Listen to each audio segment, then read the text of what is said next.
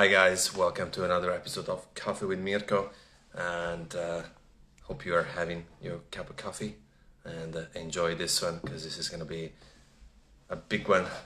I say they're all big, but this is going to be a big one also for me. So without further ado, I'm going to send the invite to our guest, Chris Baca. So you're in for a big treat. So I will send that through to him, and here we go.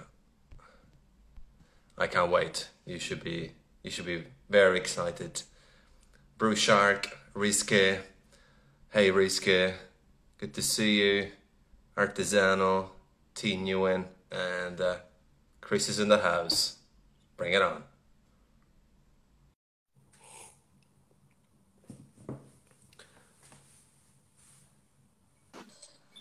Yo, What's good? what up? I'm gonna like reposition myself here. Well, you got the boards in the background. Your backdrop is better. I got the boards in the background. Looking good. Either way, got the bookshelf, all the accoutrement, all the fun stuff. You know, what's up, man? How are you? Man, I'm super stoked to have you on, and good to see you. Good to meet you, man. Really, Yeah. real treat.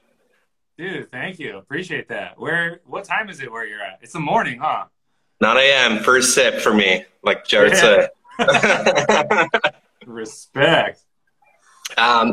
First and foremost, super thank you for popping in, giving an hour of your busy schedule to myself and the audience who will listen and watch this later when they finish their long day in Australia.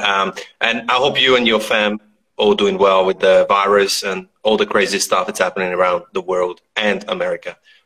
Dude, straight up. Thank you. Yeah, it's been wild. I am fortunate that everybody in my immediate circle has been well. So I'm just like realizing how fortunate I am for that. So, but yeah, thank you, man. Appreciate it.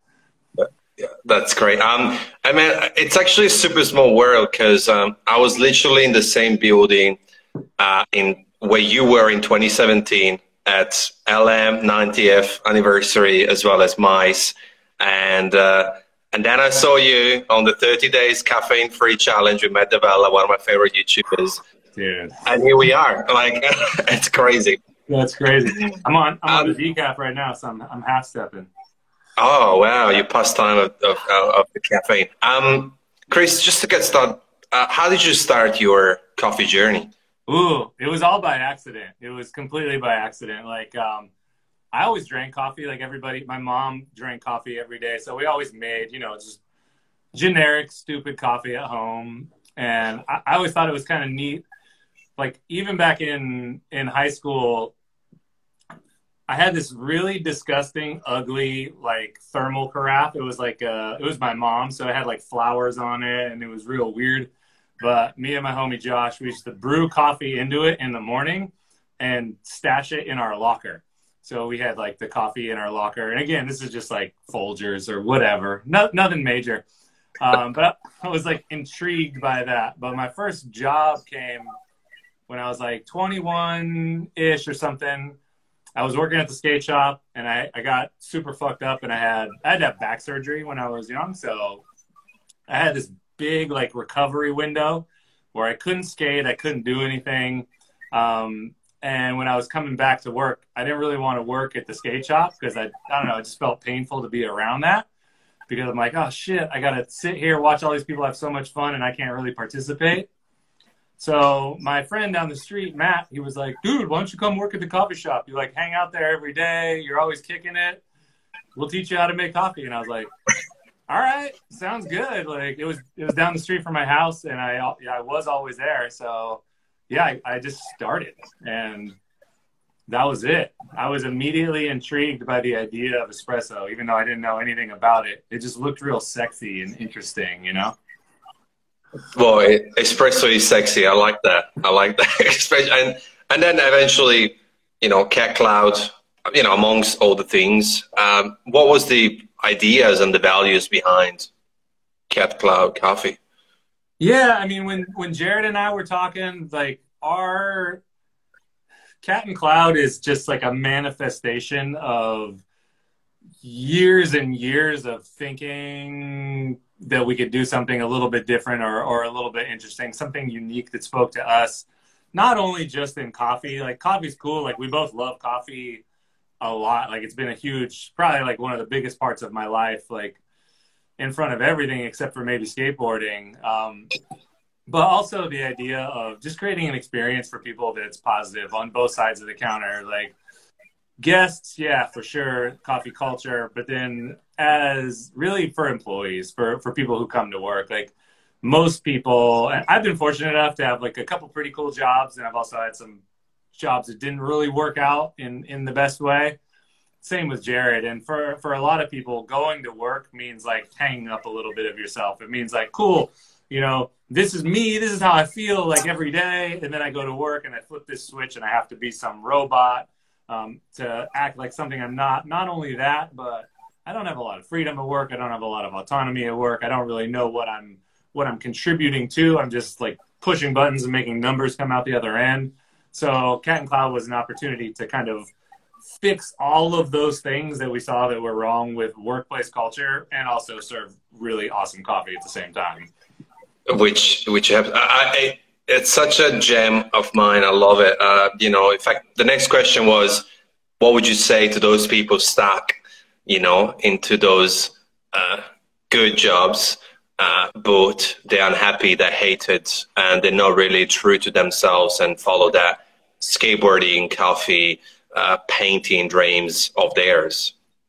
Yeah, I think one of the like some advice that I would have had for myself, like every time I do something different, looking back on it, I always wish like, oh shit, I'm thankful for my time, but I wish I would have done that like 2 years ago or 3 years ago. So there's really no better time to have a wacky and weird idea than right now. Like, if you're thinking about having a wacky and weird idea, like that would have been cool if you would have done it a couple years ago, but shit, just fucking figure it out. And there are ways to kind of stair step through the things, and depending on where you are can inform like where you need to go. Like, I think there's this whole really big entrepreneurial movement that's happening right now, and in some ways it's really good. In some ways it's a little bit destructive, because you have people saying shit like, go all in, do like fuck everything else, just like get the path, like quit your job, all this stuff. And I think it's important to balance like the expectation that you have with the reality that while there is a movement of people who are going to be able to do great things and turn it into a living, I think for a lot of us, things that we're really, really passionate about can cross over in work if we're intentional about where we work. And then there's some things that we'll have to just feed our soul outside of work. And I think that's important to realize. But I think within those structures, really honoring the best parts about yourself, being really intentional with your time is something that is super, super important. You know, whether you're trying to make a business out of the things you love or not, like if you can figure out ways to spend more time doing stuff that you love, take the time to figure it out. Like, we're all go, go, go. A lot of times it's really easy to not stop and reflect and think about, what do I really want? Like, what on my best days, on the days where I feel like, yeah, this is me for sure. If anybody met me right now, they'd have a good idea of who I am and I'm just super juiced. Like, what do those days feel like? What do they entail? And take that inventory, copy, paste, and like feed the good things, get rid of the bad stuff. Intentional was the word that stood out. So relevant.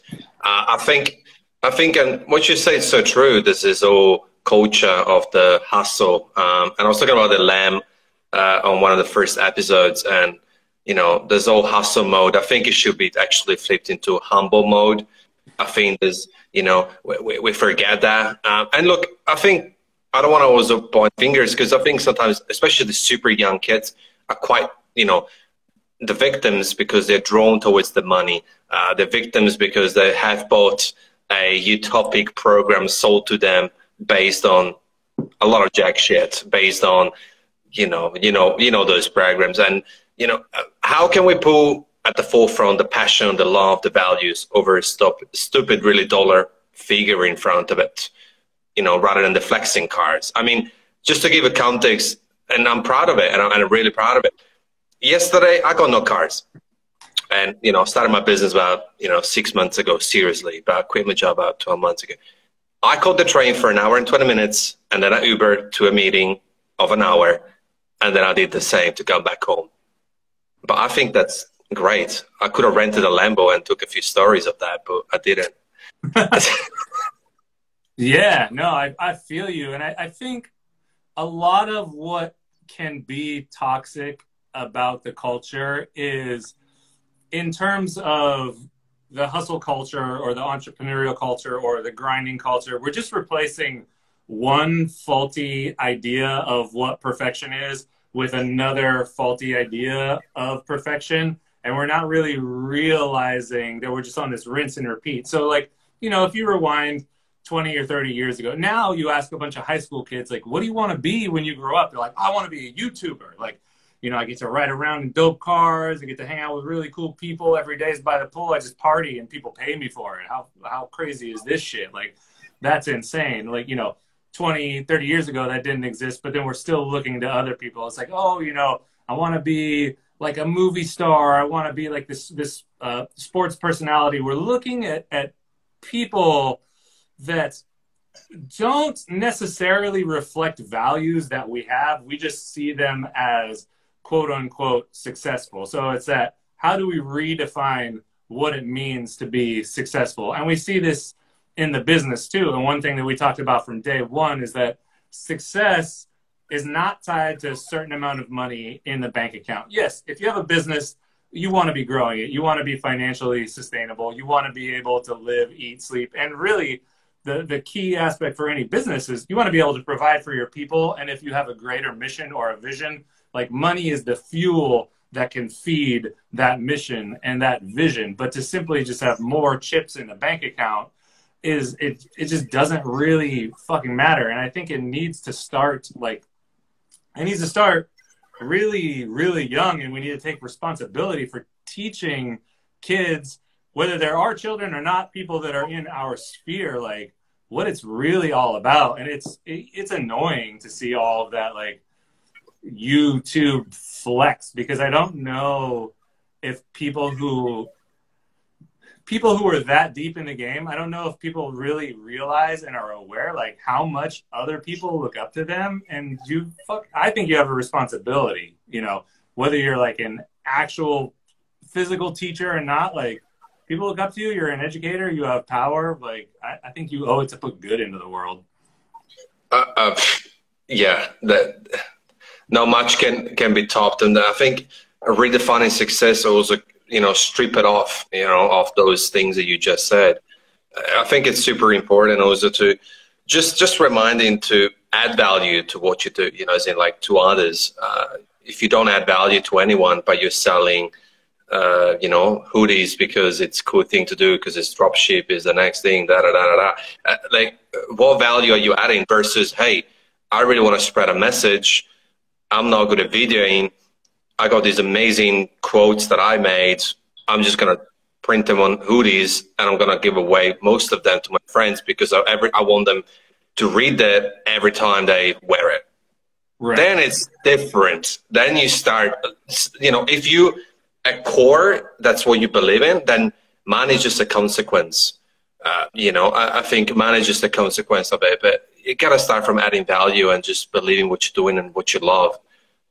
For sure. And over time, people are going to get familiar with what your truth is, and they're going to discover what you're all about. And they're going to be able to discern, like, oh, Chris is actually just full of shit and he's trying to get his own stuff out there and he doesn't really care about me. And the thing is like helping other people feels really good, and helping is really the only way. Like even if you look at entrepreneurial cultures of companies that are really successful and do seemingly have like a limitless amount of money and no real value structure to back it up, there are some cases where those things can work, where maybe you do everything right at the exact time and you get to be that, you know, whatever it is, Jeff Bezos or Steve Jobs or whoever. But like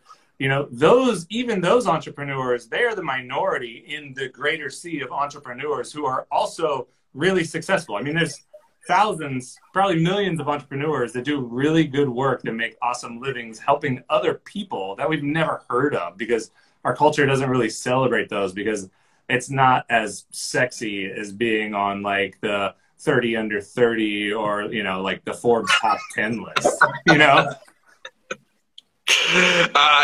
Yeah, and people get caught up because all of a sudden you know, I don't know, I'm not, but, you know, people who are over 30, they get caught up into that. Well, I didn't make in the Forbes under 30.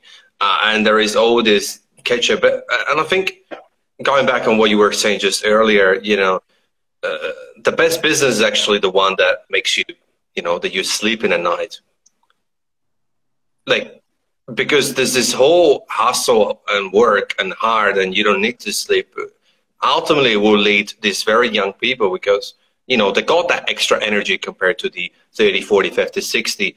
But then they're just going to burn out the fuck out of themselves. And then what's the point of making $1 million if you're going to spend 100 grand into therapy? Or just hate every day of your life like that. Oh, yeah, exactly. Yeah, you're just like, man, right. Like, oh, I'm constantly stressed out. I constantly have no idea. And it's late. Yeah, I mean, that, like what you said, like when you go to sleep at night, that's like one of the measures of success. It's like if you feel really good when your head hits that pillow and you're like, ah, you're like that deep breath. You're like, I did good work today. Like, that's a really good feeling. And I think more people deserve to have that feeling and feel comfortable that it's cool to chase that feeling. Like you can have that feeling. That feeling's very, very rewarding. And, you know, maybe nobody knows who you are. Like some of the businesses that I really love are super niche, like in these tiny little subcultures, and most people will probably never hear of them. But to someone like me, they mean the world. And because the world is so expansive now, you can carve out these tiny little niches that never existed before. And I think that's great. And I think that speaks to that idea of, you know, what's the smallest viable audience? Like, forget about needing to go big or swing for the fences or be the biggest provider of that or the #1 known of that, you know? I mean, shit, you know, if you're looking in the 50s, like rewinding way back in time, there's like 3 television networks in America, basically controlling all the mass market media that goes out. So you get this really generic message that goes to basically everybody. As time goes on and things unravel, it's like, wow, I can find something that is just for me. I can create something that is like just for a certain group of people that I hope to serve. And they can like, not just kind of like it, but they can just I love it. I think it's amazing. And I think that's a really cool opportunity. So small does not mean not awesome. Yeah, and it's about relevance and context, right? Because, I mean, you would much rather having 10, 12, 27 people who really care about you and what you say, what you preach, what your message is, what's your mission, your product, your service, rather than having 100,000 who don't actually give a fuck about you and what you do. But they're just there because of the cars or other things, you know? It's like, then I'd rather that, you know, small but relevant for what you stand by. For sure, yeah. It's like you see the social media people, it's like, oh, let me help you grow your social media following. Cool, what's the first thing you do? Like, oh, I'm going to buy followers. Buy followers? What the fuck for? It's like, who cares if that number goes up if you're not helping any of those people, or if they're just, I don't know, robots. But then you get to say, I have 200K and I got my blue check, and I don't know. The world's crazy. Maybe I got off topic. I just got excited. No. This is on topic. There is also a thing is off topic here, and it's funny. I'm gonna send you a screenshot later, but I actually had that yesterday, right? Basically, you know, all my pages have been grown since, you know, a few years, and it took a while. And basically, this is a representation of the things I love: coffee, traveling, plant-based food, and all of that. And then I got my agency's page, which I started only a few months ago, and you know, he has whatever numbers, and it's not huge. And I had this young fella who contacted me, and was like, I knew where he was going from the first message, all right? And then I checked his bio, and I was like, oh, mentored by, well, we can't say who it is. And I was like, oh, okay, I know what I mean for it. But instead of just dismissing, we shifted the conversation very quickly from his speech to, look, why don't we jump on a phone call? Because you're super young. I want to make a difference. I'll call you tomorrow and we chat. But not because I got nothing to sell him, but more I'm like, why are you doing this? Because you went to one of those, what they called conferences where, everybody stands up and move their hands and say hi and all of it. And all of a sudden it's like, oh shit, I got to do this, I got to do that. Oh, that. And it's like, relax. What do you like? Do you like skating? Do you like volleyball? Do you like coffee? What do you actually like? Because come on. So I think, with even one phone call, I'm going to be happy just to have a chat with him. And I'm sure that he has something else that he likes over trying to sell me a growth system to an actual social media agency as well, which is hilarious. I told him, I do this for work, but I just do it for coffee shops and cafes. That's my thing. Like, I don't care how many followers I got on my page. So yeah, I get it. So I got to ask you a question now. When you get something like that, what motivates you to go that extra step and reach out? Because it's almost like you're doing like this mini version of like a mentorship. You're just like, hey, let me show you something. Like what promotes you to do that instead of just being like, whatever, dude, I'm gone? I just feel adding value and helping because it makes me now said no because I sleep at night, but I was like, man, I'm sure this guy's a good guy. I saw his pictures. I'm like, it looks like a good 18, 19, 20, whatever, 21-year-old guy from Queensland. And he's the victim of the system. He's the victim of the flexing. He's the victim of the, all those fun magic dust sprinkled around. And instead of going, F you, get out of here, out of my face, I was like, well, I'll entertain it and I'll have a phone call. And we're just going to have probably half an hour, 40 minutes. And if that 40 minutes can give him anything, and I'm nobody, I just want to have a conversation, just like as you and I are having now. And then he might leave that conversation and say, oh, wow, that guy was, a douche. And I'm just going to go back and, selling hoodies and, selling growth programs for Instagram. Then sure, it's fine. That's fine with me. But I know that I tried my best to help a little bit. Right. Yeah. Good for you. That's awesome. Yeah. That's a great attitude to have.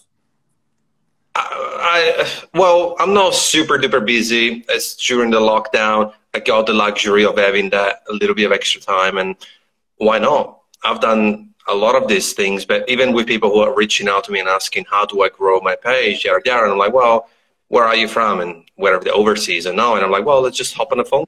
I love connecting. Like, we're connecting. And that's why you and Jared do during your podcast. It's like, you created a space, and I'd love to see more people doing that within the coffee community now, because you're sharing your knowledge, your values, and your message, really.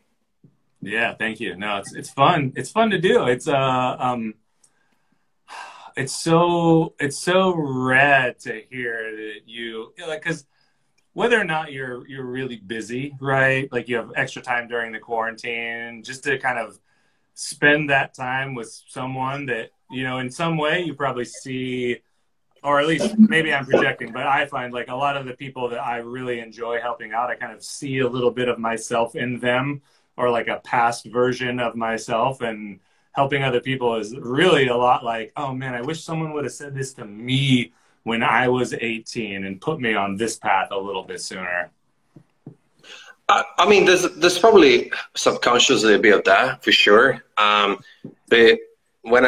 not sure if you ever done the personality test, and I'm an ENFP, right? So for me, my fuel is not dollars. My fuel is helping, whereas micro or macro, but without the arrogance of like, oh, I got the solution. I don't. It's more, can I add value here or there? That's why I don't care how many people views, how many plays I get on my Spotify, on the podcast, on these recordings. If one person reach out to me and say, man, thank you, I love what you and Chris, or for you to allow Chris being here, da da da da da, I'm happy. Yeah, that's so Or cool. even if I'm adding value to just me, just by talking to you, I'm happy. That's so rad. Yeah, I took that test a long time ago. I think I'm an ENTJ. ENTJ is what it was, but I can't even remember what it means now. Do it again. Yeah, I gotta do it again. I gotta update it. It's been like 4 or 5 years. Yeah, do it again. And look, that one person is just so big. I remember I had a similar conversation with someone reaching out to me, and he asked about social media and all of that. And his niche is he wants to help people with mental health. That's his gig in terms of, you know, he went to school for that, and he was very worried about waiting for the right camera, waiting for the right lighting, and basically was like, oh look, I'm gonna start posting in 4 weeks. I'm like, well, hang on a minute, but let's rewind. Let's just take a step back. What if in those 4 weeks, Jennifer, one person, Jennifer, saw your video on TikTok and decided to, instead of jump or hurt herself, to listen to you and your message, because you're adding value to one person, and you might have saved Jennifer's life or Jennifer's day or Jennifer's month. So as long as there's one person that you're adding value to, you're just winning. Yeah, I think people, it's really easy with social media to dissociate likes, views, and clicks with there is a human behind those things. And if you can do someone, like think about someone who's impacted your life, like your life, it's like the most important thing to you. Like the people that have changed my life in some way, I'll remember forever. And it's no small feat. It really means the world to me, and it's happened in all different kinds of ways. And you can be that for someone else. And again, you know, it's a call back to where it's like, you don't have to go super big. Like shit. Yeah. If you're working in a mental health space and you can keep one person safe from doing something that's crazy, fuck. You can't put, there's no monetary value you can put on that. Like you can't put value on a life like that. That's so rad. And I think that's one of the things that's missing with the way people tend to interact with the platforms, is like they interact with the scope of everything, but it's really hard to drill down and do that one-on-one where, you know, you see it in emotional reactions and like psychological tests where you can show a video of someone fucking bombing a whole country and people are like, okay. And then you see someone killing a kitten and they're like, oh my God. Like, the kitten, it's like, it's really hard to like understand the scope of that when it's not right in front of you. And I think that might be, I don't even know where I'm going, but I think there is another layer to be peeled back in the digital space. Like, for example, I just got done, the workshop closed today. I took a Seth Godin workshop. So if you don't know Seth Godin, he's, he writes a daily blog. He's wrote like tons of books, books everywhere. This book is really awesome. This is marketing. I don't know if that shows up backwards. But he does these workshops, and the great thing about the workshops is it's not an online class. It's not like you log on, you watch a video. You enter into this community. So you enter in, there's hundreds of people in the workshop, but you're grouped in everybody has a home room. So I'm in a home room with 10 other people. Home room 2 was my home room. And that's like a little mixing area where you kind of get to know each other. And before the lessons start, there's all these different warm-ups. It's like type and tag someone you don't even know, just little things to kind of spark conversation. And then over the course of the workshop, it's 90 days, because you're not just submitting lessons into the ethos or to a teacher. Like other people in the workshop are the ones who are contributing to your work. Like you feel like you've built this really tiny community. For a lot of us, it's going to live on. So it's not like I'm one of 100 in a workshop. It's like, oh yeah, Arash and Monica are going to critique my work. And now I'm like really interested to see what they're doing out in the real world. So I think there's, you know, followers and information is one layer. And then there's another layer of true engagement that I think is about to be tapped in like a bigger way than some people are doing. In one word, access. allowing access, like I think it's super important, whether it is access into a tribe and community and your real, you know, your top tier subscribers and want to pay an extra XYZ for your coffee subscription, then they can access you and Jared, and you know, you're brewing coffee with them on a Zoom meeting, whatever. Like, you know, workshops obviously different, right, because it's the end goal, but I think access is definitely something that people would really value, no matter what game you're in it. And, you know, obviously Seth is, you know, allowing the access into his, you know, obviously macro, wider community. So I think, yeah, that's one of them. Yeah. And the other thing that was really awesome about the workshop is when he sets things up like that, you've got some access to him, but then he's also creating this network effect where I think a lot of people see connection as like, okay, let's say I have a platform and you have thousands of people that follow that platform. It's highly unlikely that you're going to be able to direct connect with each person in that platform. But there is a possibility that within that platform, you have smaller groups of people who are even deeper into a niche than, like, let's say they're all follow your podcast and what you do. There's probably a group of, you know, 10 or 15 out of those thousands that are really into this one thing. And if you can find a way to connect those people together, people who may not otherwise find each other, that's like a different level of connection too. And that's something awesome. And it's rad because it forces you to think outside of that, cool, I want more followers, I want more money, and into like, what's going to be good for, I just want to connect these people because it seems like, you know, you deserve to know each other because you're both really into this fucking thing. So it's like, hey, you should check this out. Boom, I'm going to put you two together and like put that out in the world. 100%. Oh, you speak my, yeah, the thing.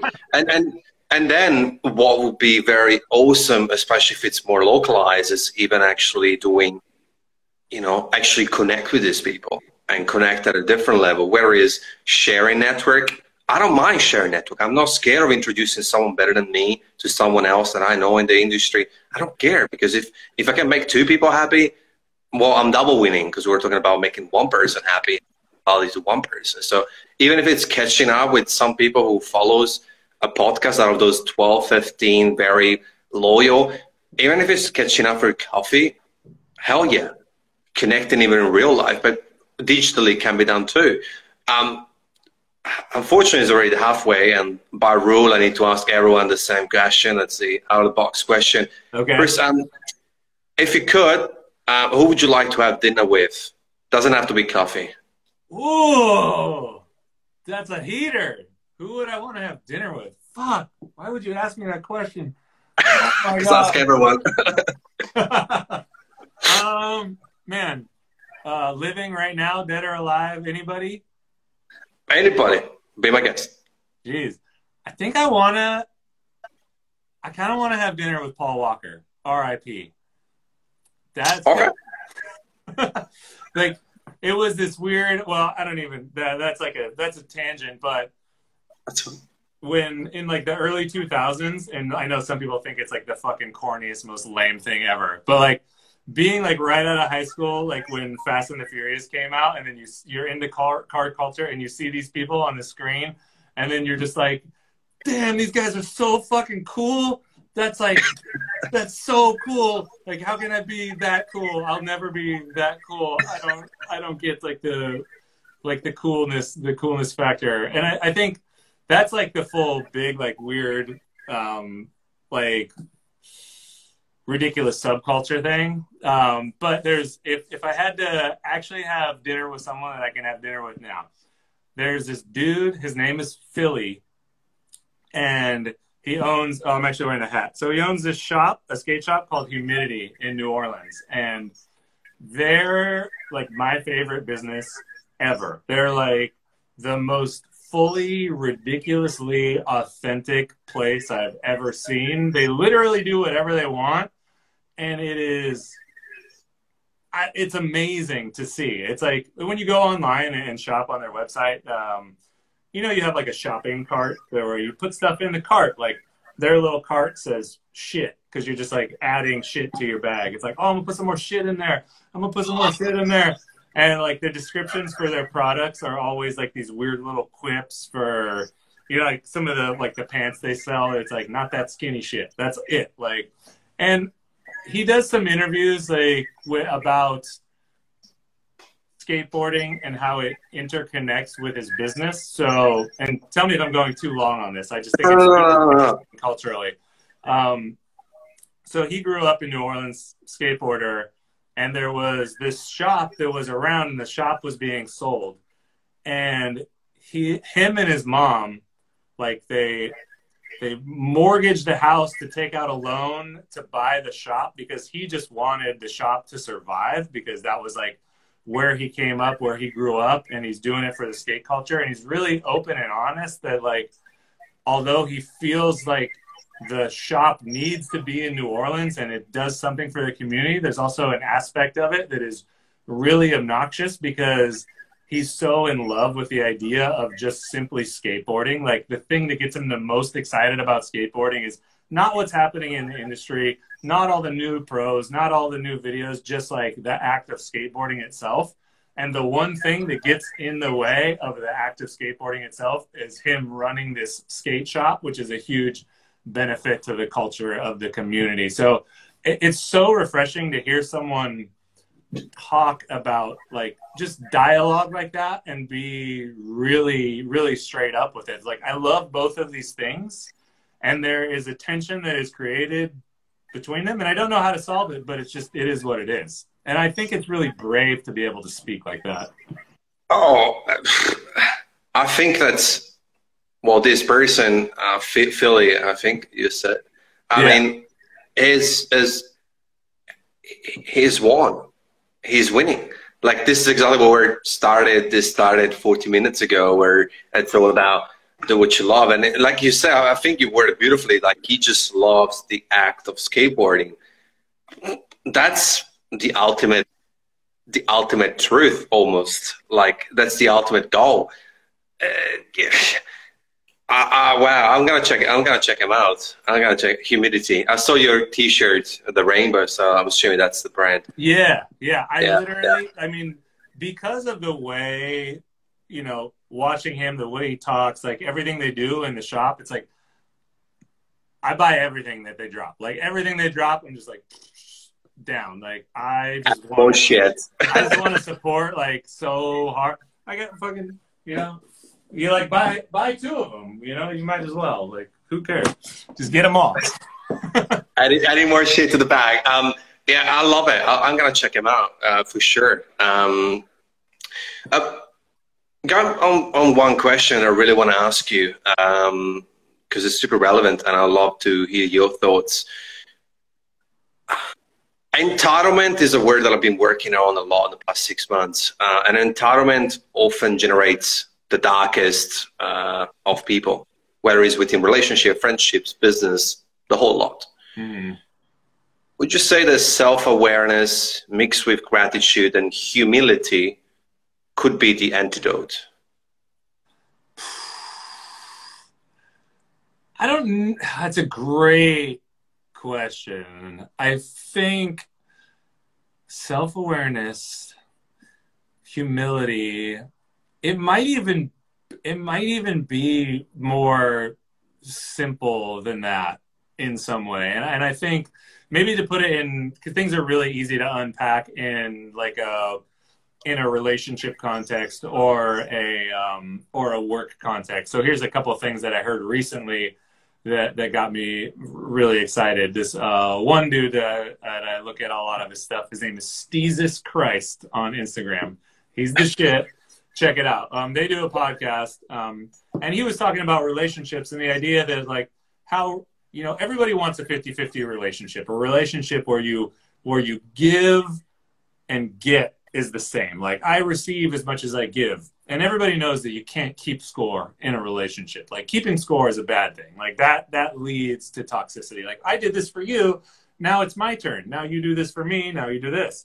And his take on it was, instead of trying to make it 60-40 or 50-50, let's try to make it 60-40, where you expect to give 60 but only expect to get 40 in return. And if both parties have that mindset, that's how you're actually going to get to the 50-50. And to put it into a work context, which a lot of people will navigate through every day, you got to see both sides of the coin. So one, as the employer, one thing that's really important is, like, when you bring someone in to your organization, sure, you want to impart knowledge onto them. You want to leave them better than you found them. Like, in the perfect world, when that person leaves for whatever reason, like, you know, some people aren't going to be with you forever. Some people have big dreams that they should go chase on their own. That when they leave your care, they have more skills, more tools to navigate through the world. But the opposite is also true, that, like, the people that you bring in have a lot of power, and they should be willing to put in work, effort, and energy to make the organization better too. And you see that, you know, a lot of people love to rag on millennials. Like, that's like the, you know, people are talking shit about millennials all the time. Like, they're impossible to fucking deal with. I don't know. They're the victims of a failed parenting strategy. And I think there's magic to being able to show other people that, like, yes, I can do this for you. Like, I can give you this, but also here's this beautiful world where you can also contribute to me. And that is really, really special, because not are you just contributing to me as an individual, but like every other human being that this organization touches. So, like, it's like almost like this cycle that's happening, where I see the opposite of entitlement is just having the attitude of, like, what can I do for you? How can I help? Like, how can I be of service? Like, how can I make your life better? And it's, you know, it's the same. If we could take those interactions that we have with our best friends, which, like, if you have someone who you really care about in your life, you want to help them out no matter what. It's not a pain in the ass. It's like, we were driving before we opened the store. We were in Santa Cruz, and we used to roast in Santa Barbara. So we'd drive to Santa Barbara to roast at Dune. Shout out to Dune. And one day we were driving through slow. So it's like a 4.5 hour drive, probably all in. We were 2 hours into it, and my car just like, I don't know what happened.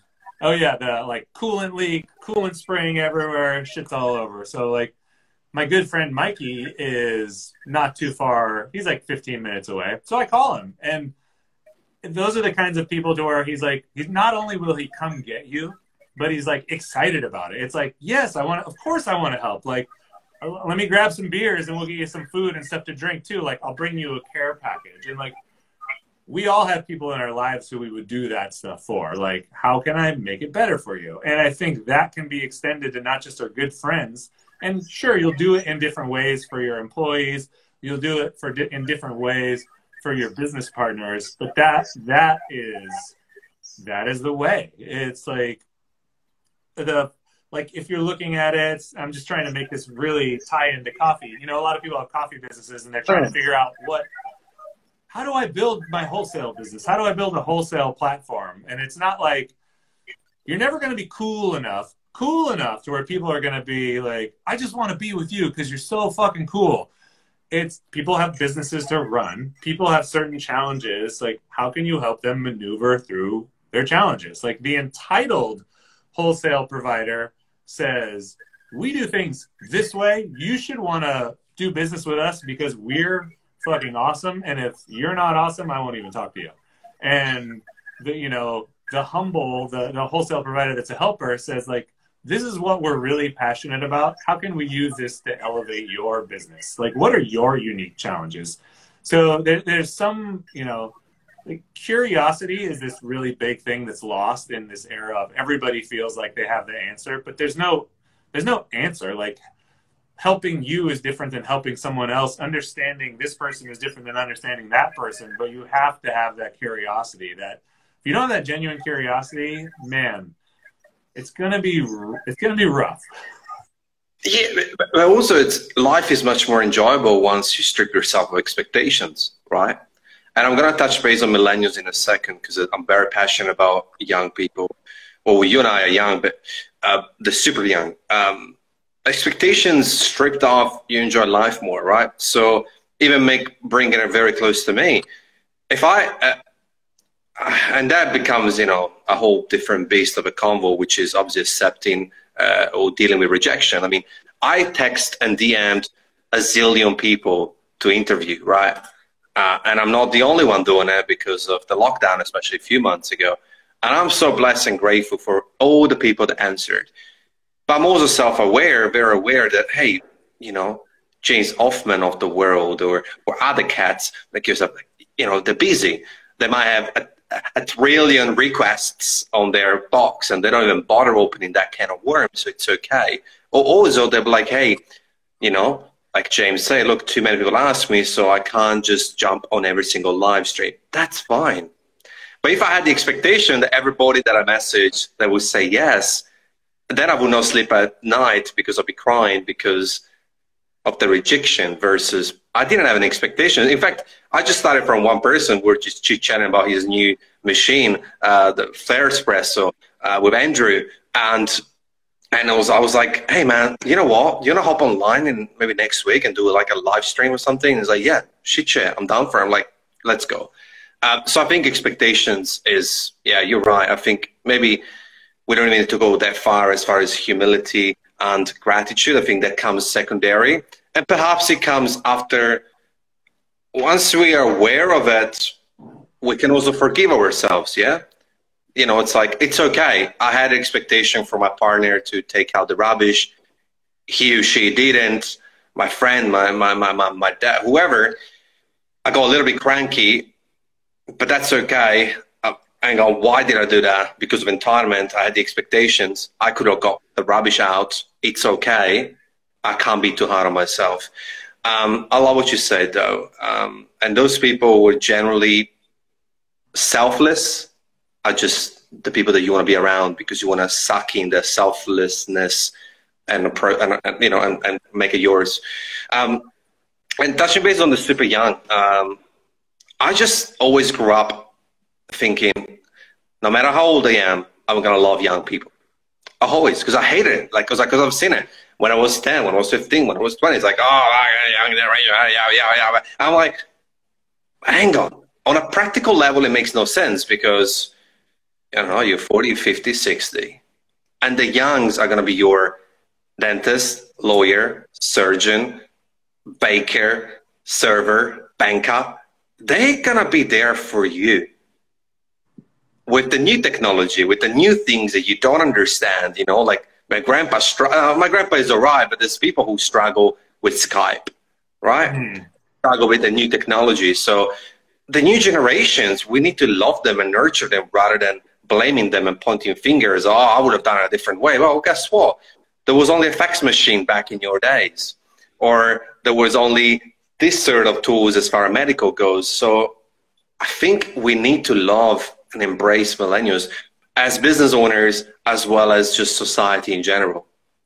Yeah, and I think we need to understand that at any age or any group of people, like, you feel very comfortable with the way that you were brought up, the way that you're raised, or the things that you were prepared for. And an example of cultural disconnects, like one generation down, is so when I started to get really into coffee and moved to San Francisco to work at Ritual when I did, I dropped out of school. So I was in school, I was a history major, I had to do my senior thesis and I would have been done, but I just pieced out, I was done, I was over it. I left, and even now, like so many years later, got a business that's going really well, done all these things that I think are awesome. And my mom, who is insanely proud of me, she's like super proud. She still asks me, when are you going to go back to school to finish and get your degree? Even though there's literally it would not increase like the quality of my life in any way at all. It would just be a waste of time and it wouldn't add anything. But because those were the markers of success for her generation. You do this, you do this, you do that. Then you go to school, then you get the thing, and then you're an adult and you made it. You did it. It's a good job. And like those markers for her are different than the markers for me are different than markers for people who are even just 10 or 15 years younger than me, because things are moving so fast. And I think one of the, like, a really basic step that we can do to avoid this trap of, like, I mean, it's basically fucking age discrimination that's, like, hidden. People just don't call it that because, you know, you'll generally think of age discrimination as discriminating against, like, older generations, but it's age discrimination. It's just the other way around, is to just open up a little bit, hold space, talk to people, ask them questions, try to figure out why they value what they value. Why do you love what you love? And that works with ages. It works across cultures. And that way we don't have to be like, I'm this and you're that and you're dumb and I'm smart. You can just like understand what the fuck is going on, and then you can work with them. There's always like I don't believe that nobody can find like a common ground to move forward together, like regardless of culture or age or anything like that. So I think, you know, if some of those people who are stuck in their ways could just be like a little less stubborn and be like, cool, I don't get it, but I'm going to ask about it. I'm going to try to figure it out. I'm going to see things from someone else's perspective. Yeah, and it's their story. You know, we are the custodians of our own story. So everyone has their own story. First, second, third generation, across the sea from Europe to get to America, you should be studying, and peer pressure. So everyone has a story and it's different. And you're right, age discrimination. And I'm so happy that you brought up parenting earlier and just now, because I need to realize every single day how lucky I am with my parents. Sure, they got their faults, but what I appreciate of them, and mind you, my mom is a teacher, like she leaves for studying, actually history too, small world. She loves, and when I told her after high school, look, I'm not going to uni, obviously, you know, like to someone who is so ingrained into the education, but also on a personal level. And yet my mom was cool. Like my parents are always this amazing, which I hope one day I'll apply it to my kids, which is like, they just had one sentence: are you happy? That's it. That was it. And as long as I answer yes, they're like, yeah, sure, stay in Australia 9 years.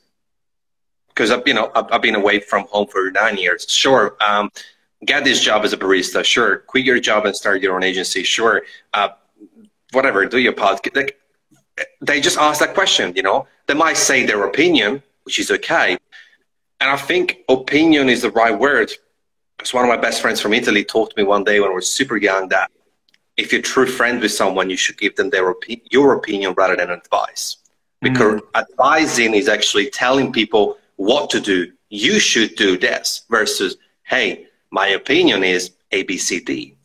So my parents might share their opinion. However, the last drop would always be, are you happy with it, with her, with him, with them? Yes. Okay, we are happy to. That's so cool. That's rad. That's fucking amazing. I'm very blessed. Yeah, 100%. Yeah, no, that's so cool.